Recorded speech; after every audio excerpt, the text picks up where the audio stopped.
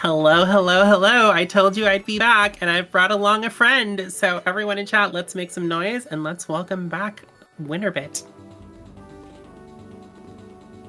How's it going, everyone? I am WinnerBit. I am self-proclaimed Frogger extraordinaire and former multiple world record holder on all portable Frogger games, which is pretty cool, I think. I grew up on Frogger. It's pretty much my lifeblood. And joining me today on co-commentary is Nixel Shadow Fox. Hello! We both grew up with Temple of the Frog, which is another Game Boy Advance Frogger game, but what we have for you today is Frogger's Journey to the Forgotten Relic. And this is a much longer run. It has elements of the ARPG genre, which is kind of silly, but it actually works out really well. So I'm going to go ahead and get ready here. Let's just launch into it. We have plenty of time to explain things as we run. So, get ready on time. We start in 3, 2, 1, and off we go. So, long story short, I'll try to make it very short, in fact. Frogger's grandfather, Phineas, yes, he has a grandfather. This is part of the Konami attempt to reboot Frogger into, like, marketable plushie sort of thing. Give him a bit of a character. Basically, his grandfather Phineas sends off for him to join him on the island of Koboti. Kobohti. Isn't it K-A? You know what? It might be. I know this game. I promise. And so, we arrive, and Phineas is nowhere to be seen, so we have to go off and start looking for him. Fortunately, Leona here, who we just talked to, is a friend of Phineas's, and so she's going to be our sort of like touchstone for the rest of the run. Basically what we just did was pick up a memo from Phineas there, who said that we should join him at the dig site, which is thankfully just to the west of town. So we're going to arrive here, we're going to see this mysterious set of statues. And we're immediately going to be confronted by Eric von Wiesel, who is a weasel with a little bit of a, I'll just say, a nefarious bent to him. Pretty much immediately you get the sense that he doesn't really care about anyone. He only cares about himself and personal fulfillment and power and, world domination, all that jazz. So, yeah, the scene is set. This keystone that we were given by Phineas activates upon proximity with the statue and breaks open to reveal a round relic. So we're going to take this to the local mechanic, whose name is Dusty. We've got an orb! Orb! Yes, this orb is going to be very pivotal to the rest of the game. And Dusty, the local mechanic, is going to fix it up for us. And it's going to become what is known as OPART, or Out of Place Artifact. Very clever. And this OPART is going to help us with various abilities for the rest of the run. It comes pre-packaged with long jump, which you can equip via the select menu. So I'm going to be doing that here and entering the mandatory tutorial basement, where I'm going to pick up a little bit of extra life. You might notice in the upper left corner, strangely, Frogger has lives, or health. So, yeah, we're going to be going through here, and these frog heads, strangely, are going to be what allows us to gain extra health. So we're just going to make our way back out. We have to deliver this toolbox to Dusty. He basically bartered Did we with actually us get the full box? No. No wonder that's faster. I straight up did not collect the thing down here. It's okay, let's time save for the future. And, yeah, I mashed 2 buttons at once, and the D-pad took priority, so this is a hot mess. Yeah, I should mention that this basement works a little bit differently from any other part of the game, because there are no frame buffers. You actually have to press the buttons right at the opportunity you have them, instead of buffering your next move. in advance. So, a little strange there, but we are out of there. And so now that we have that, we are going to talk to Leona, who's going to tell us all about Opart. We were able to just skip the dialogue with an L mash, though, and move straight on to the cave, where Leona suggests we look first. So this is our first actual level. We're going to be collecting 5 curio here, which is the in-game currency, because we're going to need it a little bit later. We'll get to that when it is relevant. In the meantime, though, this is pretty much just a little bit of a lull, I suppose, in actual, like, things we need to commentate. I do wonder if you could route in grabbing extra curio along the way for an optional purchase later for safety. You know, that is a good point. We probably could, but I'm not sure how viable that would be, considering it's 50 curio for the safer route. And we usually end up about 30 short. So, I don't know, it's something we could figure out in tasks, probably. True. We're gonna hit this cycle. Nice. So the moving platforms are actually global timers. Well, level timers, more specifically. And so that's going to start as soon as we enter the level. And so, basically we have to play near perfectly throughout the level to hit the perfect cycle. Which we did.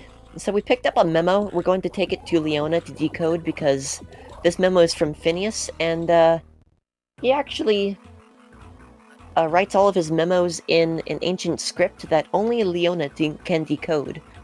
Convenient. Yeah, so in order for that to work, she actually needs a little bit of time, and the way you pass in-game time is to talk to other people. Thankfully, you only need to talk to specific people in order to pass time, and in this case it was Mohan, the merchant, who is simultaneously the best and worst character in this game. Whenever he's not trying to sell you overpriced items, he's trying to get you to steal artifacts that will literally release Leviathan. So, yeah, I'm gonna go ahead and talk to Antanui here, who I like to call Mr. Shasta. It's gonna take us up the river where we suspect Phineas is now. This is basically, the entire game is like a fetch quest to find her grandfather. Yeah. So, yeah, here we are at the river. This is a little bit more reminiscent of classic Frogger games, rather than it being just a kind of tutorial cave. And hopefully I can beat this bee. Yes, we're plenty good. Cool. Good take a little timing, bit of an Smile. awkward route here. Okay, we're clear. I'm probably gonna pick up this, Oh, I didn't pick up the tomato, so we have to take this a little bit slowly. I'm actually gonna hang back for a bit, just to see if I can get this cycle. Yes, perfect. So that saves us a little bit of damage boost right there. We have some extra health going into this section, which has been not treating me very nicely in practice runs, so... The nice thing is that we do have a banana up here, and it's going to give us full health again. Apples are 1 heart, bananas are full health. I forget what the last fruit was. Yeah, we have pears, which are only going to be relevant 1 time. And, okay, we're And good. then there's rotten fruit, which is -1 health. Yeah, which you do not want to collect. Thankfully, it's blue and very visible. And you never have to go through it. Yeah, they only show up in the pyramid levels, so... Alright, we're coming up at the end of the next level. We're going to discover a little artifact here, which looks a lot like our Opart, strangely. So, basically we know that we need to go to Dusty's every time we collect an artifact. Because he's going to be or a relic, rather. Because he's going to be able to install it on Opart for a fee. In this case, it's a fee of 15 curio. And during these sections, I like to hydrate. because you get to actually take care of yourself every now and then during this run. It's a very convenient run like that. So we're going to be equipping the new relic. The first time we encounter Dusty, he actually turns Round Relic into Opart before discussing a fee. The service is already rendered, and now he wants payment that wasn't discussed beforehand. Yeah, not exactly the best business tactic. But yeah, now that we have flashlight, we're going to be able to enter the cave. And this is the first sort of maze-like level, so... Thank you for the gold, Heroland Salty. Ooh, heck yeah. Welcome to the run. And we do have to be a little bit careful because we took a bit of damage that I didn't want to earlier. Thankfully, we do have a banana. Safety nanner. So, this game was released in English before it was released in Japanese. The Japanese version does not require you to equip flashlight to go through the cave. It requires you to have it, but not to equip it, whereas the English requires it to be equipped. Yeah, which means the Japanese version is by default the better option for tassing. Not necessarily the better option for running. Yeah. It's well, just not from that anyway. Yeah. It's mostly just faster and safer. You know, faster by about 2 seconds because of various changes to how item pickups and dialogue works. But it's definitely safer because they nerfed a couple of the bosses, one of which is coming up next after I talk to some people in town. Oh yeah, there's earthquakes happening now. Yeah, they're going to happen every 5 or so seconds that you're either inside or outside of a building. We got a little bit of a skip there. Oops. We got snagged on the man, so we have to we have to eat another earthquake there, unfortunately. Hopefully we can catch this guy right here. No. Here, no, here, no. Dang it. Unfortunate, we're gonna take another earthquake here on the way back to Leona's. Since we already talked to everyone, we're going to be able to talk to Leona twice and have her instantly decode the memo for us. Which is pretty so nice. sometimes taking time means not taking time. Yeah. She just knew what the memos were going to say, but she wants to have time to remember them. And she started thinking about it when the earthquake started. That's what's going on here. Yeah, she doesn't work well under pressure. That's all. So this is the first example of a boss that was heavily nerfed for the Japanese version, which actually came out in 2004 rather than 2003. So this is going to be our first boss fight. This is... see these bats that are clustered together? They're actually spread apart in the English version, so it's a little bit more risky if you don't know the safe zones. Thankfully, I do know the safe zones, so I don't have to worry about that too much. And there's no RNG here, you just have to do it right. And this is going to give us the Mega Claw once all said and done, which is going to allow us to grapple platforms and bring them toward us. Only certain platforms, though. Yeah, it's just a wait and avoid kind of situation here. Oh no. If you could let me know when we have some good time for reading a donation, I would appreciate that. Oh yeah, we're actually coming up on some farming here, so we have to get 20 curio and then get another 20 curio once we can install a relic, so now is a great time. Sounds fantastic. So we did have a donation come in from Grace Horizon, who sent in $100 saying, "From one muscle cat to another, gotta see more muscles on cats." So thank you so much, Grace. That's fantastic. And yes, I agree. We do need to see more muscle cats. And if you're wondering, that went towards Arkanika Echo Super Muscle Cat. Watch the intro incentive. Is Dusty's position randomized when you hop in here? No, it's actually all predetermined. Even the times when he moves from tile to tile is predetermined. So like when I enter the first time for the flashlight, I know that he's going to move up, so I automatically just head over to the tile where he's going to be by the time I get to him. So a lot of the run is actually going to involve long jump on A and grapple hook on B, or Mecha Claws it's called.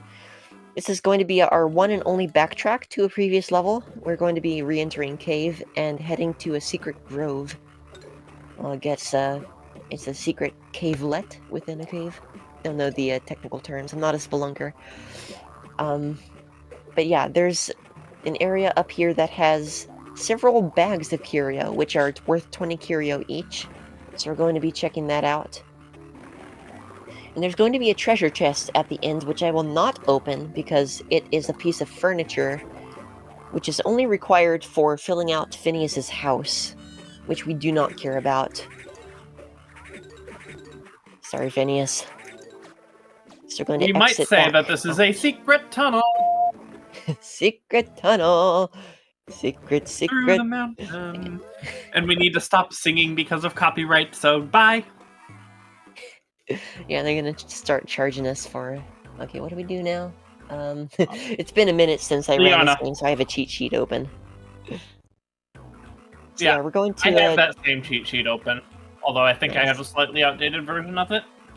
Yeah, I'm actually going to update the guide on speedrun.com for this game later today, because I've been ironing it out a little bit as I derust.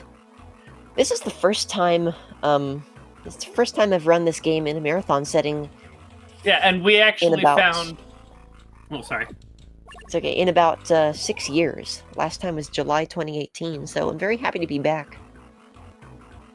You hadn't even run it casually for almost that long until you were practicing for this marathon, I'm pretty sure. Right. And yeah, Calico, that is one of my favorite shows, so yes, of course I'm gonna play along with the reference. Yeah, Nick's introduced me to it a while back, and it's definitely been fun knowing all the in-jokes and all that. Okay, so basically what just transpired is we found a memo saying that Phineas is probably at the pyramids, and so we had to talk to Mohan because only he has the camel that can navigate to the pyramids. So you might be wondering why we're going to the river again. And that's because Mohan will not part with the camel for the world. So basically we have to barter with him, and he tells us to go get the crest of Poseidon from the river, which is way deep into the river. Stealing an artifact named after the god of water from a watery area is always a good idea. Oops. Yeah, definitely. Don't worry, we're just getting more time to talk about how this area is actually a lot of fun. It's the first of a series of like Zen-like levels that you can play in this game, where you just kind of zone out. Once you're used to how this game plays, you kind of get used to counting ahead how many tiles you need to hop to, etc. So the cycles are going to be a little bit weird here, so I'll try to do some super hops through anything that's going to be, you know, taking a little bit of time. We're doing live improv now. Yeah, thankfully, this game is easy enough to react to when necessary, if you're used to it, which I'm clearly not demonstrating my ability to improvise. That's the word. But I love this soundtrack. This is such a good jam. It's very good music for the Game Boy Advance. I'm gonna go ahead and grab the checkpoint and the banana here, just for some safety, because this is a marathon run. Oh. I got some hair in my eye. That's my excuse for that one. That's your John? Yeah.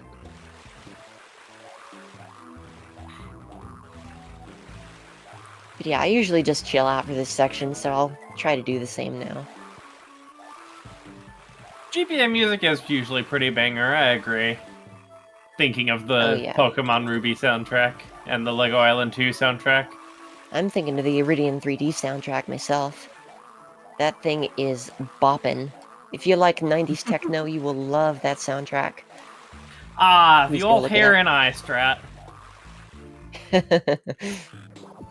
Works every time.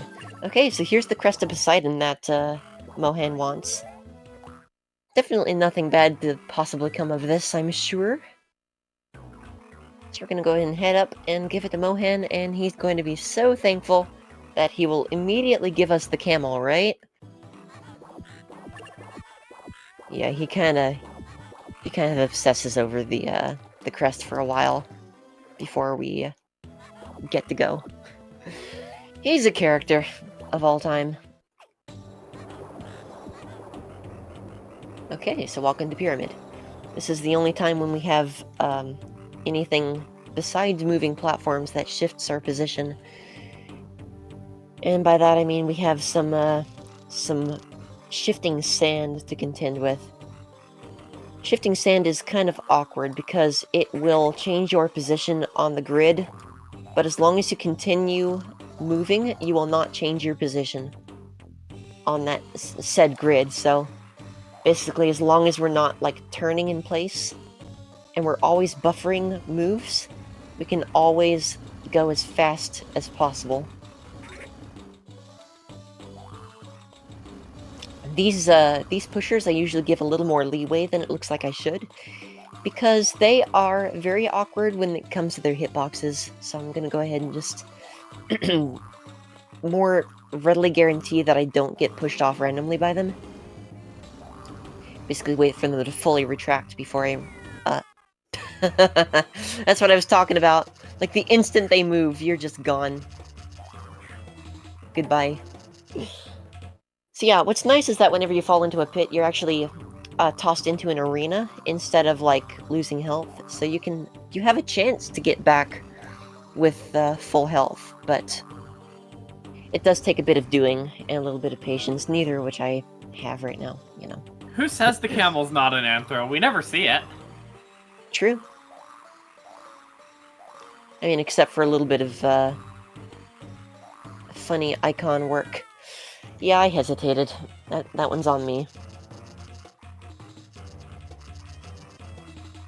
There's the pattern. Just a quick little friendly welcome to all of our raiders. Thank you for coming in. You are watching Power Up with Pride. We're raising money for True Colors United. So thank you for being here and thank you for joining us. Yeah. Always nice to see some new and familiar faces. Welcome on in. And then I've got a couple things that I'd like to talk about if you've got some time later. Oh yeah, absolutely. How long can it wait? Because in about 30 minutes, we're going to have a good 7 minutes to talk about things. Yep, we can do that. Sounds perfect. I'm going to go ahead and not damage boost through a couple of these just so I can preserve a little bit of health for later. This is basically where you want to spend all of your health to damage boost if possible. Yeah. But you did come into that one heart down, and you took a hit there that I don't think you were meaning to. Yeah, I didn't intend to. That's why it's good to be safe, especially in a marathon setting.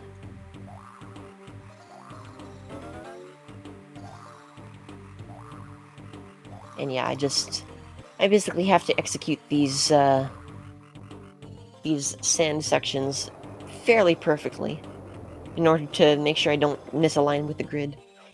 That's gonna be fun cool. Oh. It's alright. It's gonna be fun to task. Yes, it is. But yeah, what's fun about this level is that as you ascend the pyramid, the levels actually get fewer. What was that? I sure do love these pushers. They make so much sense. At least that's over with now. That was a bad time to take a drink. Remember to stay hydrated, everyone. Yeah, I'm gonna do that as we visit Dusty's here. Well, actually, we can't visit Dusty yet. Yeah, because for some reason, removing the... Wait, where am I going? Townhouse, right. For some reason, the main town is plagued with a really bad thunderstorm, so we are going to have to figure out why. So we're going to talk to all of the unnecessary characters. Like the fountain guy? like the fountain guy. I keep reading the wrong line on my list. I used to have Our this Nimbus memorized. assistant. And this is the one and only time you actually have to donate to the library to find out what you need to do. And then He asks for 10 curio. And we talked to Mohan twice to figure out the truth. And so it turns out that by removing the crest of Poseidon from the river, we angered Leviathan. So we have to go up the river and do a little bit of a fight. So that's fun. like I said, always a good idea to remove a relic named after a water god from a watery area. Yep, and so there is a quick kill to this fight. It is very precise and very difficult, so I'm going to attempt it. Okay, there's the first hit.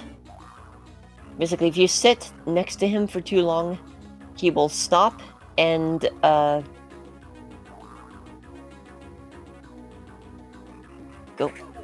Got him. Nice. He will stop and shoot an electric orb at you, which is pretty much unavoidable. That was a perfect fight. Let's go. GG! That is so hard. Whew. Alright, so now that things have calmed down, we are able to once again head to Dusty and get this thing upgraded at long last. We have a relic and a memo, so we have to do both at some point here. Do we want to do the safe route? You know, in the immortal words of someone in chat whose name I forgot, my apologies, you don't need help if you don't get hit, so I'm just gonna do the non-marathon save strats for the heck of it. We're Okay. having fun. Normally you would go to Mohan here and haggle the price down to 50 for another frog head, which would get you another heart container, which would make things a lot safer. It was Mina and Gura that said that earlier. Thank you, yes. That sounds like something Mina would say. So yeah, we have another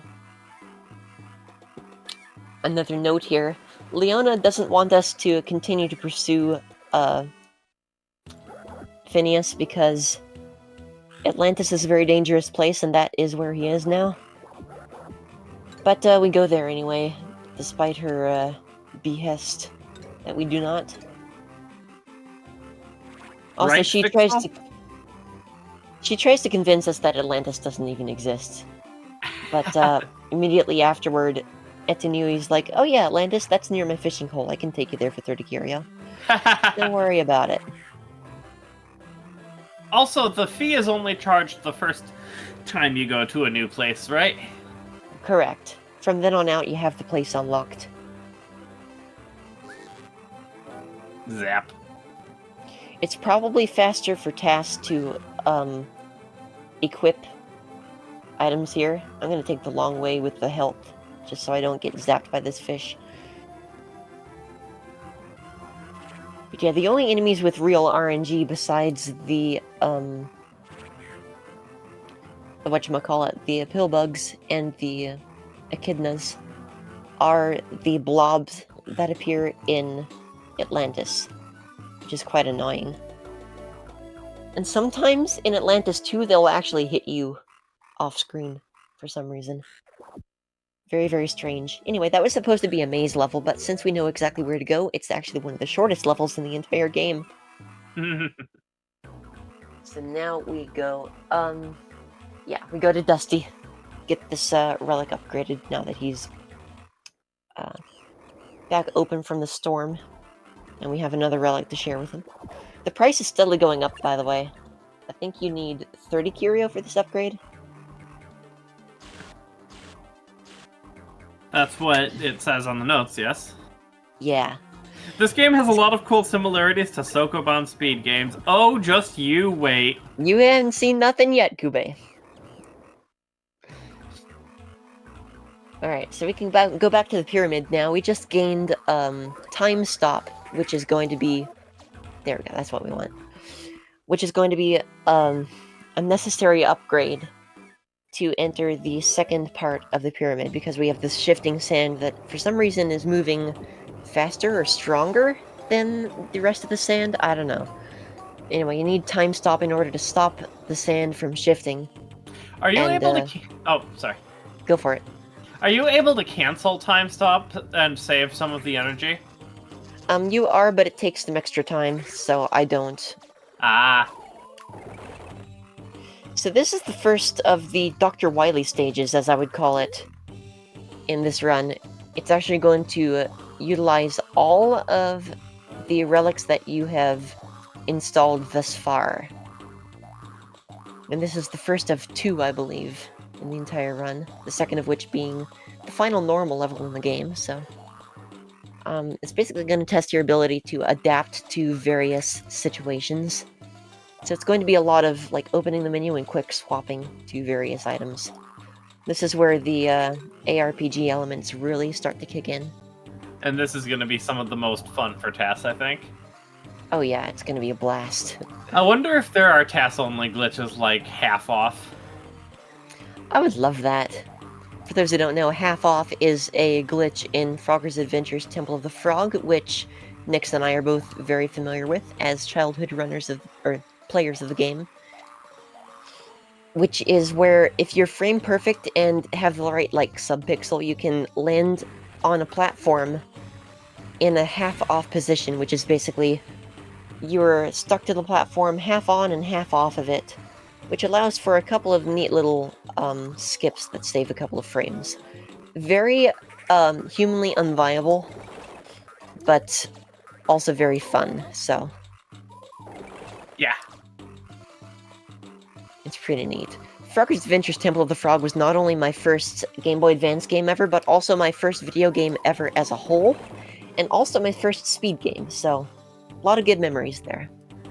It was my first Frogger game, but not quite first overall for anything. Actually, I'm curious, what was your for first? A human, but for a frog? Question mark. The first game I ever owned was Sonic Advance 3 for the Game Boy Advance. Ah, neat. Okay, what's nice is that these platforms actually stay pulled out if you pull on them and fall down a hole like I did. You can just ignore that one if you want. It's funny like that. But yeah, I've been working... I've been working on going through that room without the flashlight, because it looks fun, but... Clearly I am not well versed on it yet. Honestly, I'm half tempted to say they should have just left in the, taking damage and going back to the spawn instead of leaving in the challenge arenas. However, it's not my decision to make. I wasn't the designer of this game. Heaven knows that. But yeah, TAS is definitely going to be a lot of fun. Okay, here's the gauntlet room. This is where you use only grapple and long jump, and you try to do it as seamlessly as possible. I have a lot of fun with this room. I'll take it a little bit safer since this is a marathon. Nice, got that. Ooh, close. Yeah. Okay, we should be home free. Don't jinx And by the way, yourself. yeah, we're good. We're good. No commentator cursing. That does apply to runners as well, doesn't it? Yeah. But yeah, if anyone's interested in this run, by the way, I want to go ahead and mention right now that there is a decent amount of resources online for running this game, most of which is just me posting guides. But if you have any more specific questions, I can probably answer them for you. So, like, it's about an hour and, 10 minutes long, give or take. If you want to pick this game up, it's definitely a good time. It feels very fluid, very smooth. If you like this style of gameplay, then please, look into it. It's definitely fairly accessible for newer runners.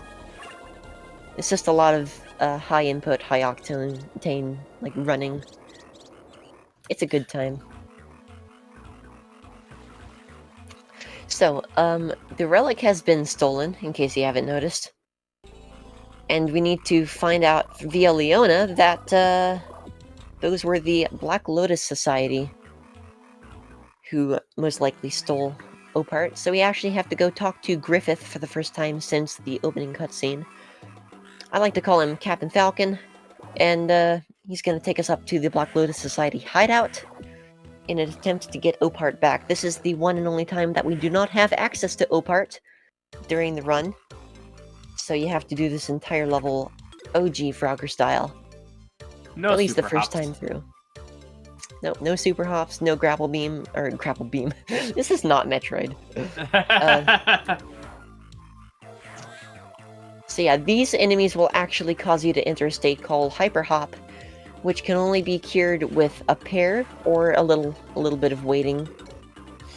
Oh, yeah. Basically, it means that you are forced to make constant inputs in whichever direction you are facing, including an initial hop that is in the direction you are facing at that moment. No matter which direction it is, you can't change it.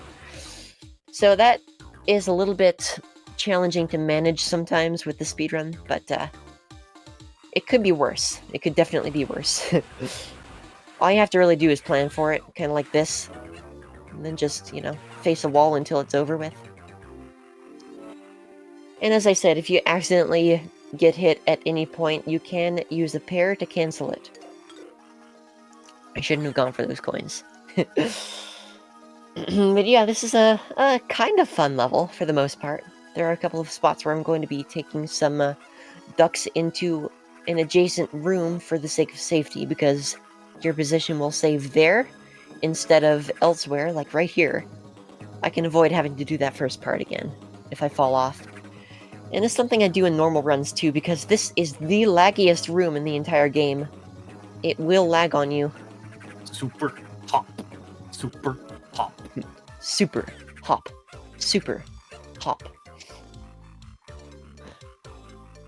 Yeah, it's called a super hop in, actually, I think it might be called long jump in, Frogger's Adventures Temple of the Frog 2, but I've always called it super hop in that game, so. You don't need to do frame perfect inputs. There is buffering during regular gameplay. Right, but yeah, hyper hop is basically, you're forced to hop at max speed, which is the same as, like, mashing the button, which is what you do normally, so you should be used to that kind of velocity if you are speedrunning. There we go. Those platforms are pretty tricky. And this guy likes to hit me, so I'm gonna take it chill. Right there, there, and there. There isn't a 100% speedrun of this game yet, right? Not yet. I have it mostly routed out, but as far as like what's defined as 100% speedrun, that's kind of up in the air right now, because there are 7 frog heads to collect, which are, as I mentioned, extra lives or extra health up in the top left corner. One of which we collected that was basically free. But there are also 9 furniture items that you can collect at various points in the run. However, there are also 147 curio bags, which are kept track of throughout the run and do not respawn when you re-enter a level.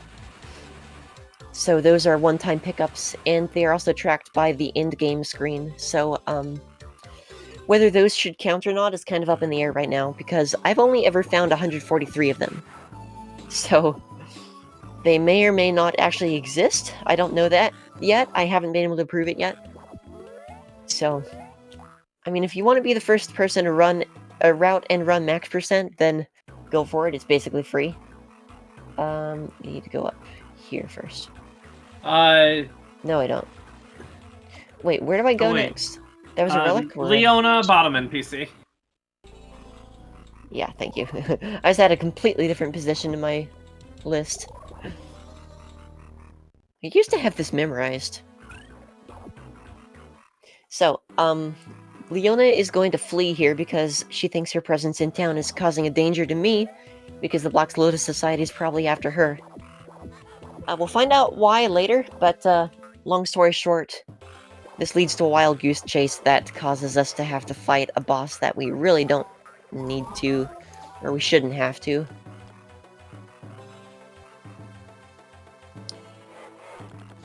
So this boss fight is basically you bait these guys into charging and attacking you, and then you get the heck out of the way, use time stop, and push the block in their path. The reason I'm hopping extraneously is to gain more time stop, because the time stop will actually charge faster if you hop. It's kind of silly.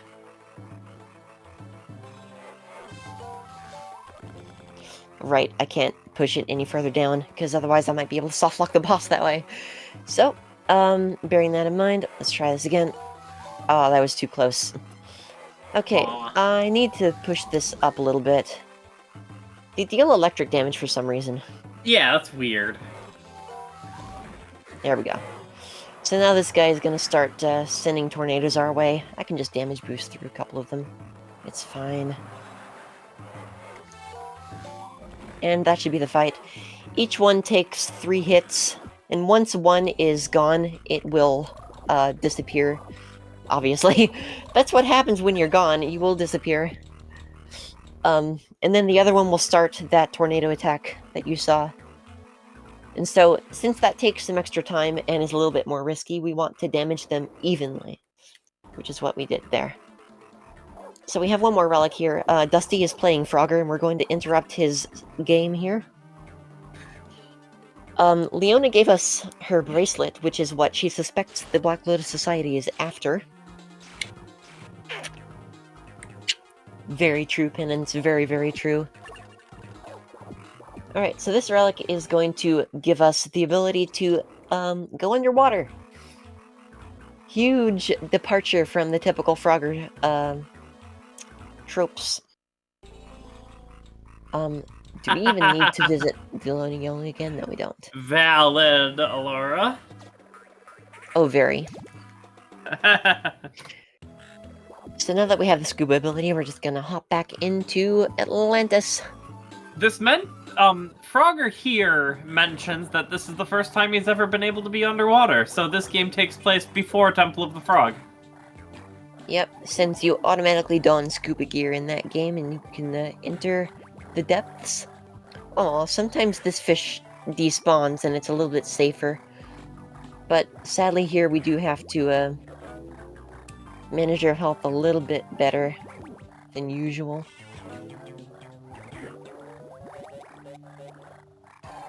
It's okay. I'm not sure why that has to be better than usual, actually, considering you've lost 2 hearts and regained them without really going out of your way anyway. Yeah, that's true, but we are going to take an extra hit on the way out as well. Ah. I'm gonna wait for this cycle. We need videos about Frogger lore and timeline. That sounds like an interesting thought. We really do, actually, because it is far more complex than people give it credit for. Oh, really? That hit you? Yeah. These hitboxes are kind of funky. Same with these. They pretty much always hit you, so... You may as well just tank the damage and walk through them for the sake of iframes. Do we go here? Yes, we do. Thankfully, there's more than enough health here to just kind of walk through everything we need to. And I'm finally going to remember to go this direction instead of going around. Ah! The grid is funky here. Yeah.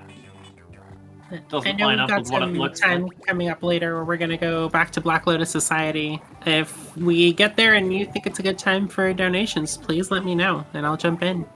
Absolutely. Yeah, we're going to have plenty of downtime. Don't even worry about it. And, you know, I'm just going to... Okay, I thought I was going to take it chill here, but... No, I'm going to go around. Thankfully, you move at the exact same speed. And take the banana there. Yeah, these guys never cooperate. And sometimes you will get hit by those off-screen, as I said. Those ones in particular are pretty nasty. Alright, Okay, we should be in the clear, though, as far as damage boosting goes. I'll go ahead and pick up the safety tomato that's on the way out of here, too. I thought those were apples, by the way. Oh, you know what? They are. They are Oh. absolutely apples. I just see call where you're them getting tomatoes. tomatoes from, though. Yeah. You ever just call an apple a tomato? Because same. All the time.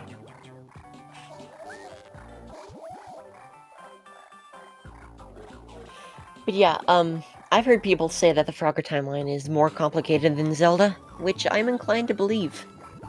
I've actually tried to map it out myself, and it is not that easy, despite the majority of this era of Frogger games taking place on his birthday. That is an actual thing. So, we got a relic, so we're gonna go to Dusty first. General workflow. That's a weird way to spell tomato.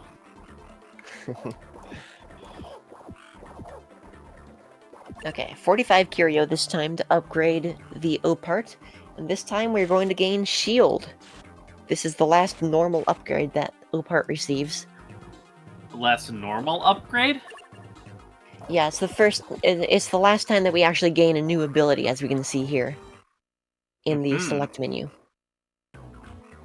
Gee, So, I also wonder why that wording matters.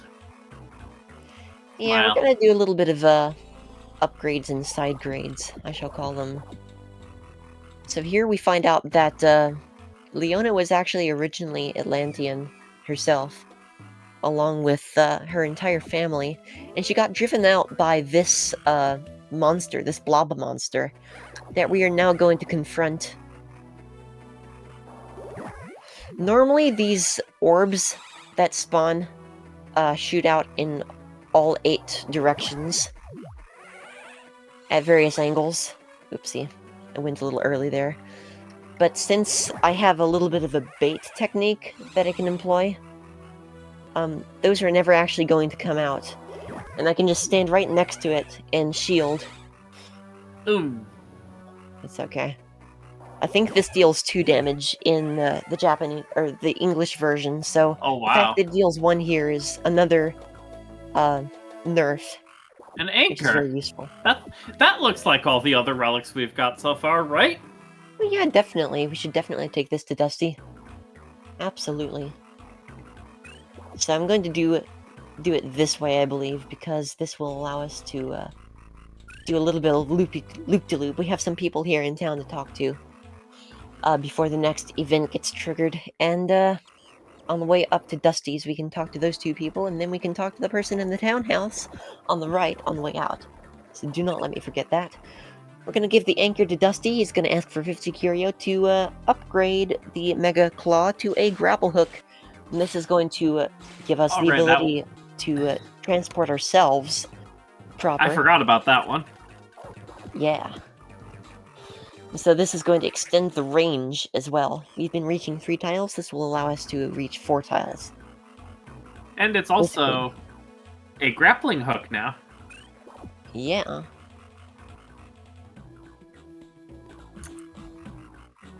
Okay, this is a little bit of live experimentation we're doing here. Because if we get the prompt to go to Eric's mansion next,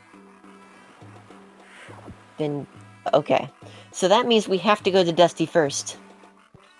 This is this is good to know for the future, for future time save. As I said, I am actually going to be posting these extra routing deviations that I've been experimenting with. I'm going to be posting them on the speedrun.com page. Did you get the outside family NPC at all? I did. There's the prompt. So we do have to go to Dusty and then talk to everyone.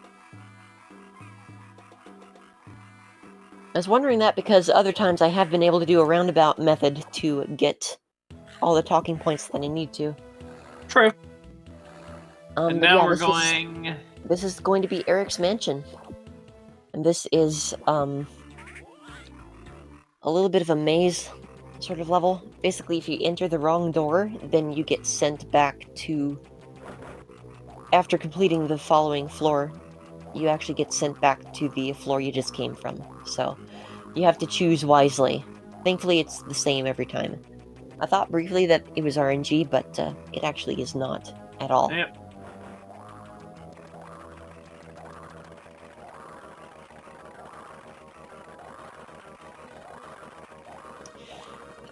So yeah, basically what just transpired as far as the lore goes, is a lot of exposure happened with Eric regarding his nefarious plans. Give me a sec. Had to go grab something. But yeah, long story short, we now have reason to suspect that he's the reason that Phineas is missing. So we're gonna explore the mansion a little bit and see what's up. You mean the guy that's always angry could possibly be up to no good? Yeah, I don't know. He's being kind of weird, and we don't know exactly why.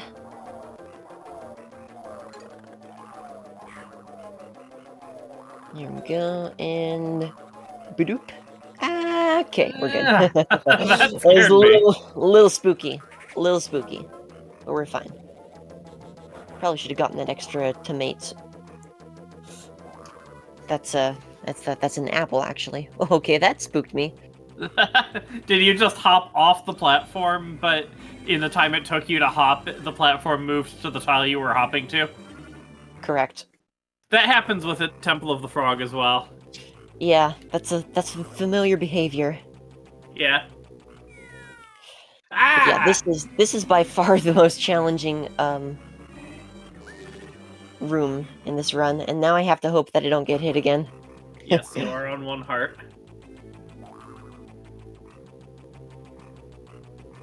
Okay, we're through. Whew. That's good. Now we're going to be collecting some extra tomates. Thankfully, we can heal to full. Yay.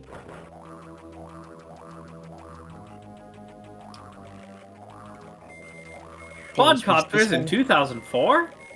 Well, helicopter cameras. I guess they don't have four rotors. So yeah, they're more quadcopters? unicopters. Is unicopters a word? I guess it is now. It is now. Alright, final room. By the way, money is no object to us anymore.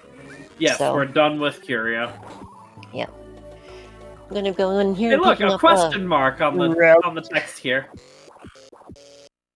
Yeah, even Opart has its suspicions about this relic, but we're gonna go ahead and take it to Dusty. It's worked out for us before, why should it not work out for us now?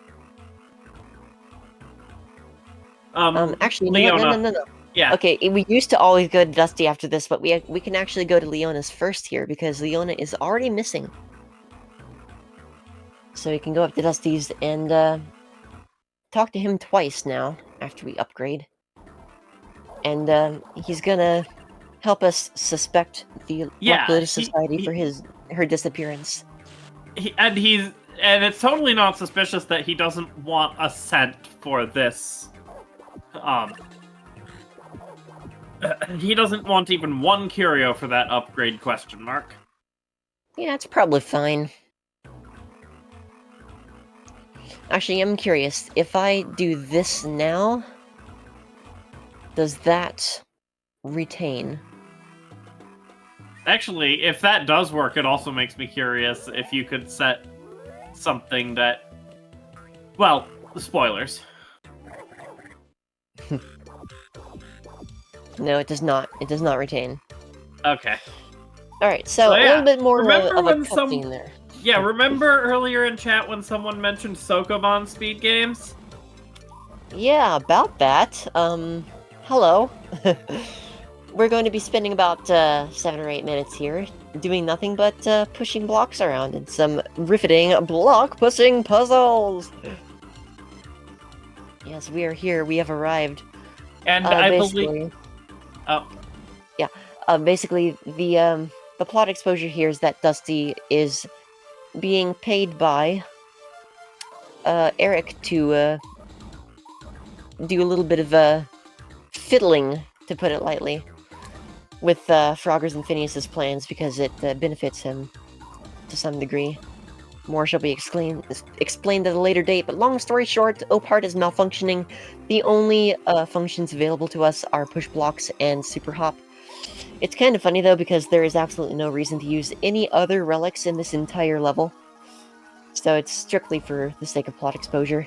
Another thing I Yep. want to mention before I toss it over to the host for a little bit of a break for our voices is to mention that the only input in this entire game that cannot be directly buffered by another move is the block push move. So you have to wait for the entire block push animation to end before you can input another move. So that means you actually do need to learn the timing of the block push animation. Other than that, though, it's a pretty zen level. You can just kind of chill and let muscle memory take over for the most part. So I'm going to go ahead and toss it over to the host. If you want to say anything about the charity, anything to talk about, now is the time. And while you're doing that, I will be right back. Yeah, Sounds I good. actually have quite a few things I want to say. In starting off with a donation rate, because we got $25 from Anonymous saying, "Don't forget to stay hydrated. Be kind to yourself and enjoy watching Power Up with Pride." And then we also got another $10 in from Anonymous with no donation, but those donations did go towards our incentives, which are still open and both still need some love. So I do want to remind you all, like we said in the donations, you are watching Power Up with Pride, and we are raising money for True Colors United, which benefits LGBTQ plus homeless youth. So let's get some people housed with your donations. And as part of that, the other thing I'm going to do is I'm going to put my money where my mouth is. I keep telling you all this is a precious donation to me and close to my heart. And I understand that the Tiltify can be a little bit complicated. So what we're going to do is I'm going to walk you along, and I'm actually going to do one of my donations right now here with you to walk you through the whole process. So if you go into chat and you type !donate, or if you go into the panels underneath, you're going to see the donation link. What that will do is that will take you to our Tiltify page.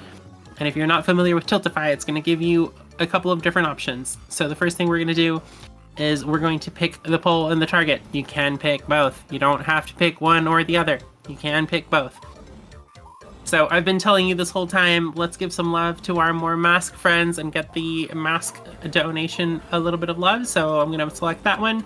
And then for our targets, we only have one right now, and it's going to come up in a few hours. So if you want to see Kaneko Neku Super Muscle Cat, watch the intro, donate for that. So I'm going to select both of those. You go to checkout. That'll take you to another screen. You can pick if you want to be anonymous. You can pick if you want your name to show. If you are in the UK, it gives you a little bit more information about how to make it a tax credit. And then from there, it's pretty simple. It's your standard pick donation amounts. Yes, you can change the amount. Don't be scared. It doesn't have to be $10. If you have to give less because you don't have $10, that's perfectly fine. If you are in a little bit of a better situation and you can afford more than $10, feel free to do so and get that money number cranked up a little bit. So from there, just pick your payment detail. It's pretty standard. And now there's another donation that just came in. I wonder who it's from. Let's see. I have $10 from Alara. So thank you so much, and again, don't be scared. I know the website's a little weird if you've never used Tiltify before, but it goes to a fantastic place and a great cause, so feel free to get those donations in. Again, appreciate it very, very much. Heck yes, thank you so much, and thank you for donating as well. That's super awesome. We have 3 more rooms to go.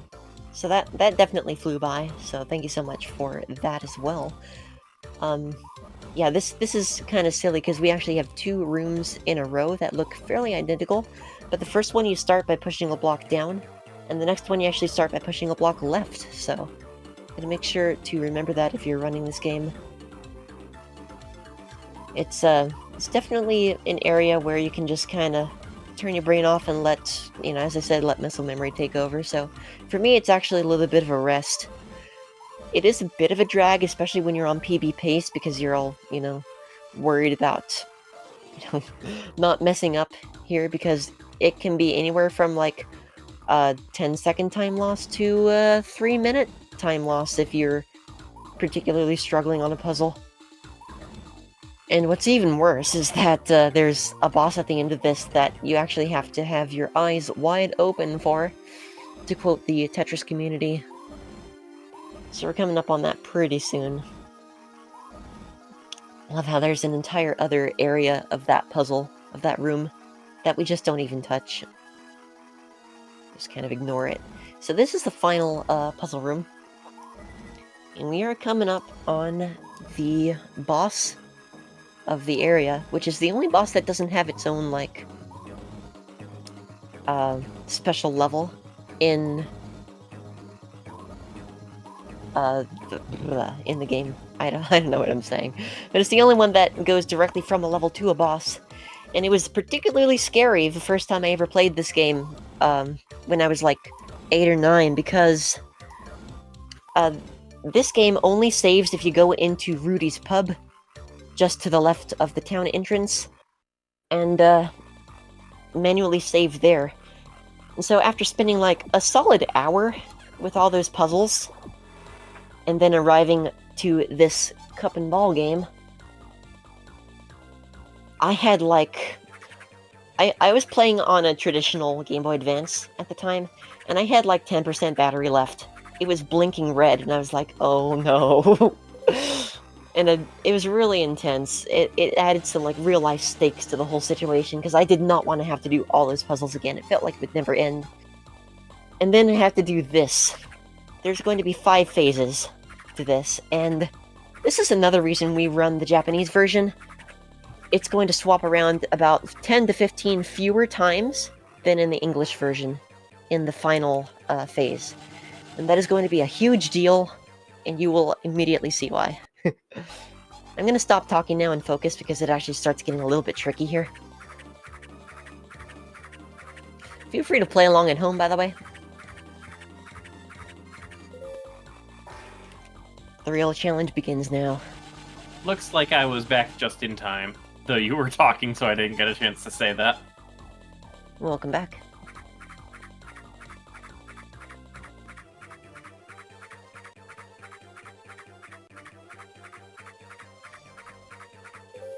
Nice. Okay. Phase 5, this is where it gets real. Keep track of it for me too, Nix, if you can. Although I'm streaming at 15 FPS, so that's not great. I've lost it.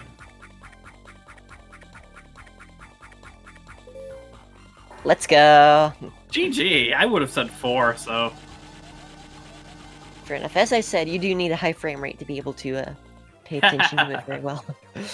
And I am currently streaming to the screen share in the Discord server at 15 FPS, just to make sure my internet doesn't have problems for all of you lovely people watching at twitch.tv/powerupwithpride.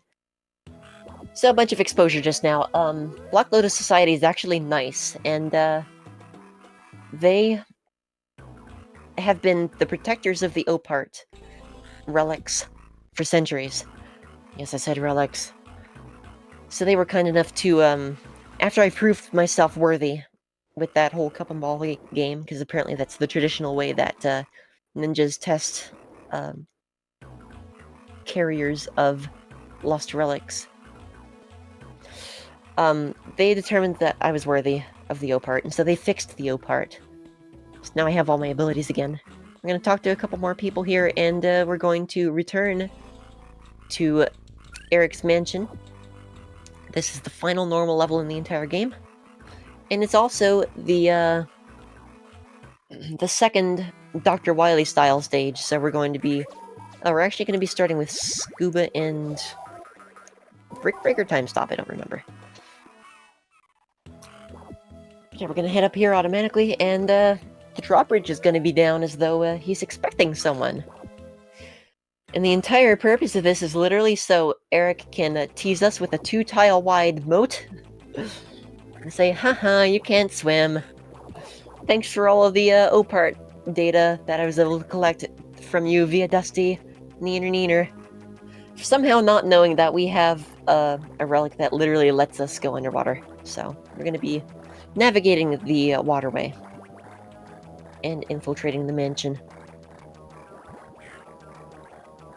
Oh, it's push blocks first. Okay. By the way, if you tried to unequip scuba while you're underwater, it actually disallows you from doing it entirely, so you can't do funny, like, drowning shenanigans while you're underwater. Once you're here, you're locked in. An underwater adventure? Wow. Alright, and there's the fish phase that I almost never get. That was kind of silly. I'm gonna go ahead and time stop here, though, just to be safe. Save a little bit for later. Because I will still need it. More time for donations in this run? I think we can take one more during the final fight. Oopsie. But yeah, it's time is getting pretty limited here. Yeah. And of course, during the credit roll, we can take a couple more as well. True. Once the credit's over, I do have something I would like to show off a little bit to end things off on a high note. But we'll see if we have time once we get there. It's just a little spur of the moment thing I thought of.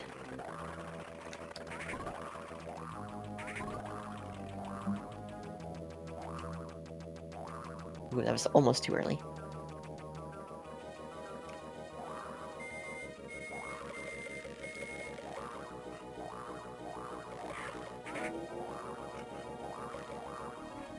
Yoink. Okay, and right here is where we're supposed to use time stop again, so I'll go ahead and do it. But we don't have enough time stop for actual breaking of the brick, so we're just gonna take this easy. If you get hit by these guys as you're grappling, it actually knocks you into the pit, so you have to make sure you're very ahead of the game.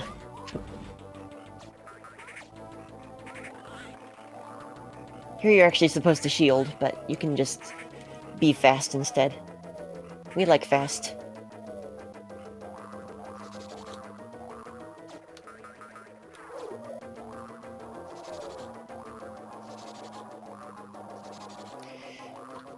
I'll wait that out.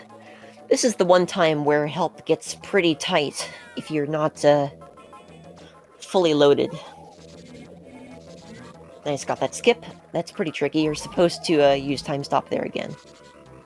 You can just simply not.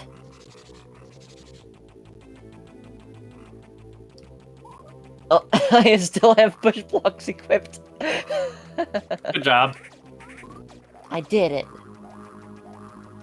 Alright, and once again, you can navigate this entire area without flashlight. It's just a lot safer to do it.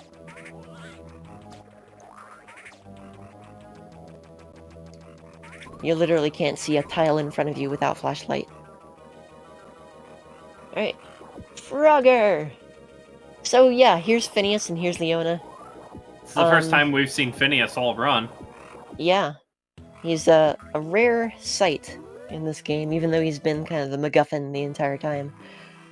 So, long story short, we know all about Eric's plans now, and so all that's left to do is go confront him at the dig site.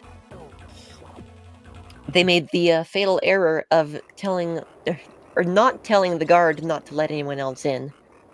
So, yeah, Whole here we are. reason their plan fails.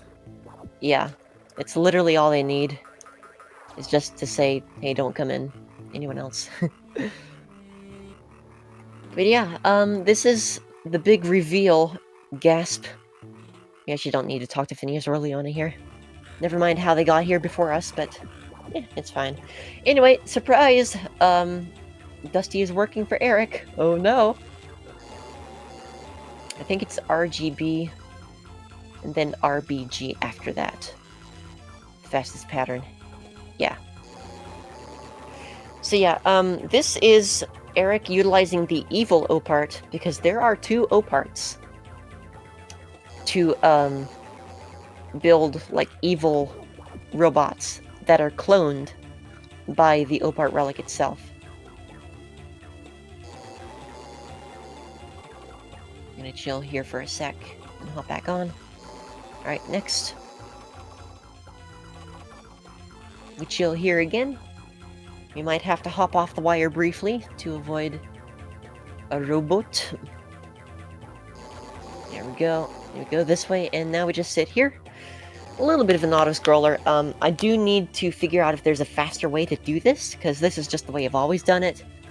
It is a little bit slow, and I feel like some time could be saved, but yeah, you always want to land on this tile here because you're automatically taken back to this tile at the end of each phase. So this is where we find out that Eric does not like PETA very much. Basically, says if he wants the job done right, he's going to have to do it himself, so here he is doing it himself. We're going left this time, that's kind of interesting. But yeah, I don't this think is I've basically... seen that in any of your practices. No, it's kind of unique. Even more rare, though, is down first. Thankfully, because up or down, especially down, gets pretty tricky, especially on phase 3.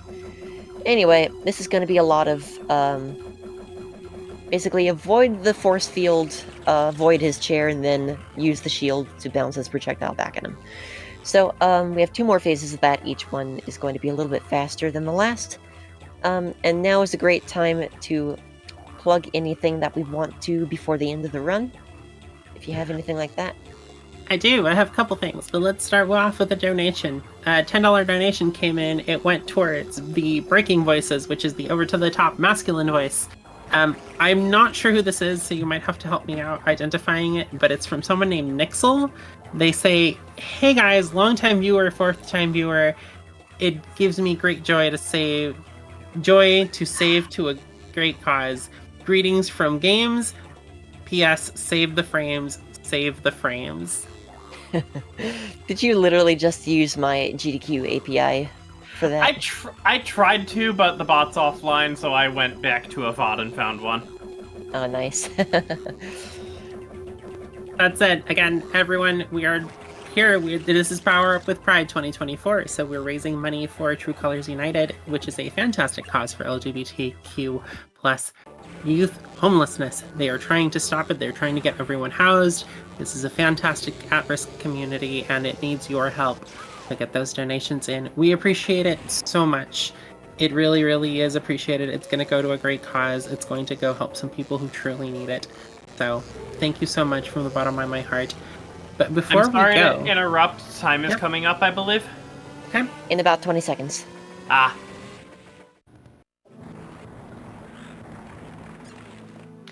Yeah, this is basically the epilogue. You have to talk to Mohan again. Thanks a lot, dude. Very, very cool. Yeah, thanks for blocking the path. Yeah, as soon as the sepia tone screen appears after this conversation and the brief cutscene skip, that is going to be time, so get ready. And time.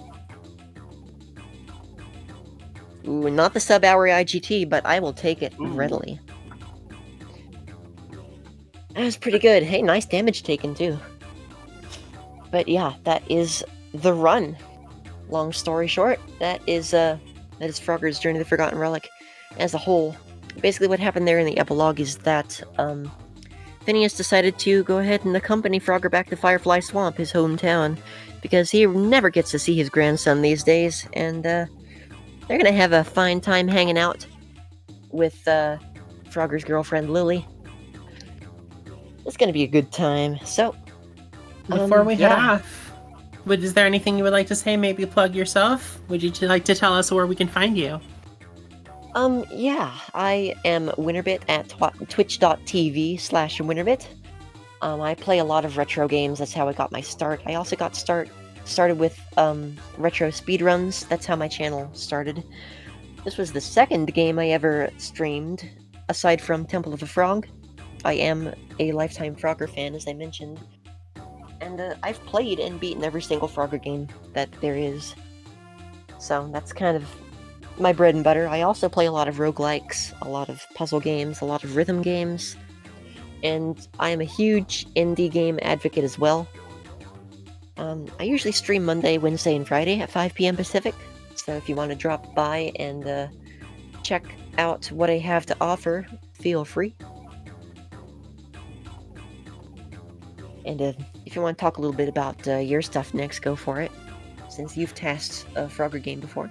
Yeah, so I made a task for Temple of the Frog 100%, which isn't actually valid anymore. Thank you, devs, for implementing invisible coins. Yeah. And outside of that, I just like to stream open world games, Pokemon, roguelikes, just anything that catches my fancy, really. And my streams are usually Tuesday, Thursday, Saturday at 6 p.m. Eastern.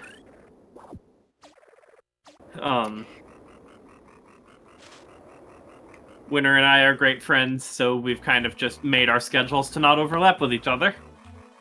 Yeah, it works out pretty nicely. And so I attempted to show off the thing I wanted to, but for some reason, at this exact moment, the character I wanted to display is not available. So let me go to a different save file. Kind of silly. Anyway, there's a secret character in the path to the dig site that allows you to play a mini game called Catch Your Own Fish, and he actually plays a banjo rendition of the main theme. Here he is, which is kind of funny. I never discovered this guy on my own before, like, speedrunning it and reading up on my guides and stuff. But this is a nice chill way to end things off, I think. Just hang out and listen to some tunes. So that's going to be it from me for now. I'm actually going to be back later today with a run of a game called Pokemon Adventure for the Game Boy Color. It is a bootleg of a ROM hack, so it can only be good, right? So check that out, probably around 4:30 or 5 p.m. Pacific time. And in the meantime, I hope you enjoy the rest of the marathon. Definitely looking forward to Chibi Robo. I want to hang out for that one for sure. Very fun game, very fun run. And yeah, that's it for me. Take care and stay safe. All right, everyone. Again, in chat, let's give a lovely goodbye to WinnerBit and Nixel. Thank you so much for being here, and thank you for watching Power Up with Pride. We will be back in a short moment.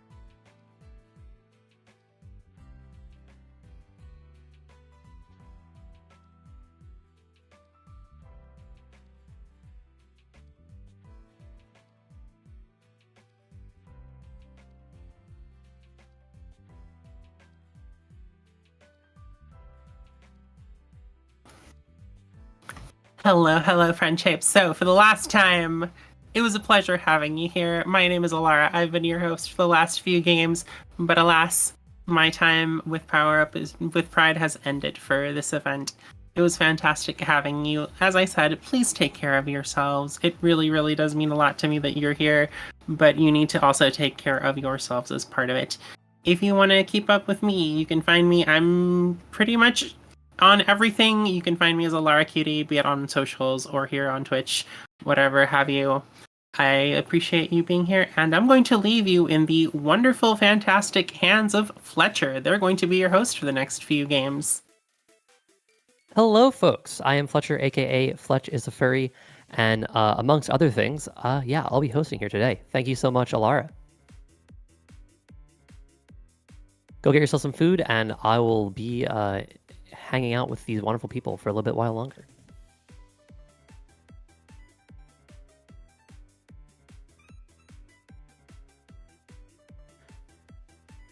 Alrighty, I hope everyone enjoyed our time in the little-known world of Frogger RPGs. Coming up next, we have a Lockout Bingo with Chibi Robo.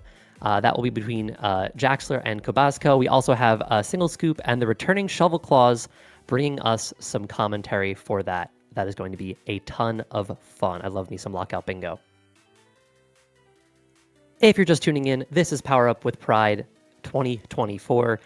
We are benefiting the True Colors organization.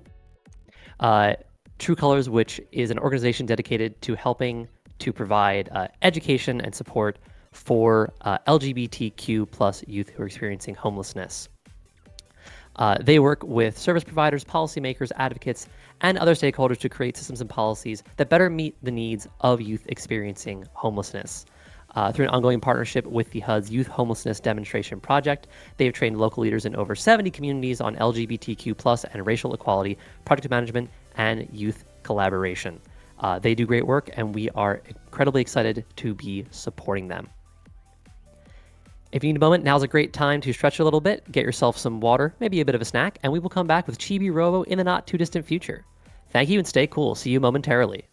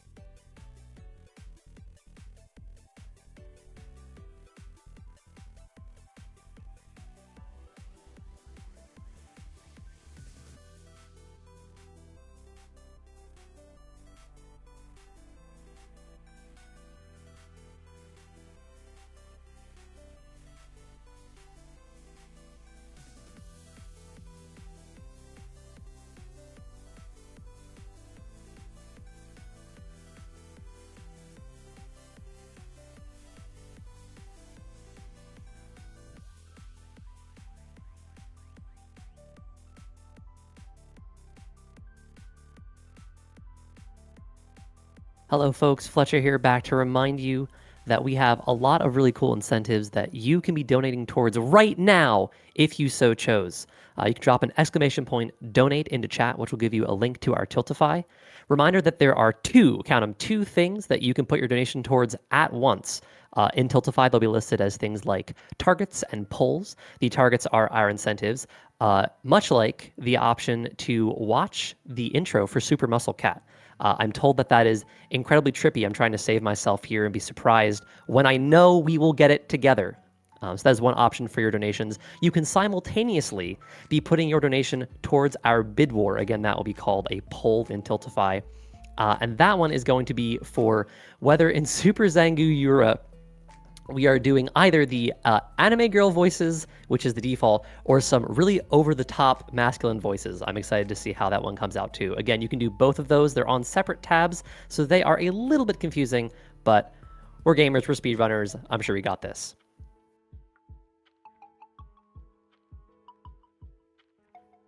Thank you, folks, as always, for your donations, and we'll see you shortly with Chibi Robo. Sorry, that is an exclamation point in it. For Chibi Robo! See you soon.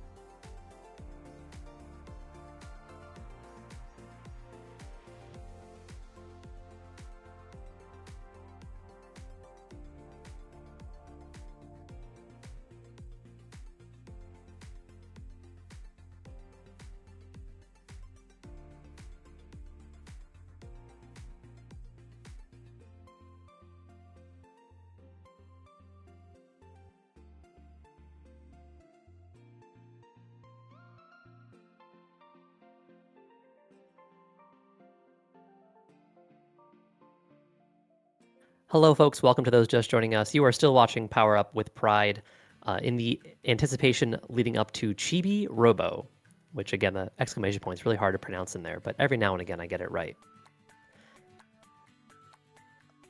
If you want more Power Up with Pride in your life, which, of course, I do, you can find us on all kinds of social networks. You can find us on the ones that you know, like Blue Sky and Mastodon, and the ones that you don't, like Co-host and Kind.social. That's a little bit unfair, I know of those, but some of them might be new to you. You can also keep up to date on all of our goings-on our Discord. These and more links can be found with the exclamation point social command, and thank you, Anade, always on top of it. The Discord is where we do a lot of coordination, and it's a pretty cool place, and there might even be some more Power Up with Pride runs coming in the future. Who knows? There'll probably be more marathons that aren't just this one. This one is running all weekend, benefiting True Colors United. And something that we haven't mentioned too much is that there is a super bonus incentive in addition to the anime girl voices versus hyper masculine over the top voices for Super Zangura, and in addition to the intro video incentive for Kinniku Neko Super Muscle Cat. We also have a major incentive for if we hit our $10,000 goal, which with your help I know we can. Hollow Knight is our final run of this marathon, and if we can hit 10K by that run, by the end of it, then we're going to see a 10-minute, one-handed Path of Pain run. The Path of Pain is the extremely challenging, brutal platforming challenge that is at the already horrible place full of buzzsaws and death. To do it one-handed is something that I cannot fathom. This is the thing that took me about 3 hours to complete, and so I would really love to see that done one-handed, and with your help, I know we can do that. Thank you, folks. We'll be starting up with Chibi Robo very soon.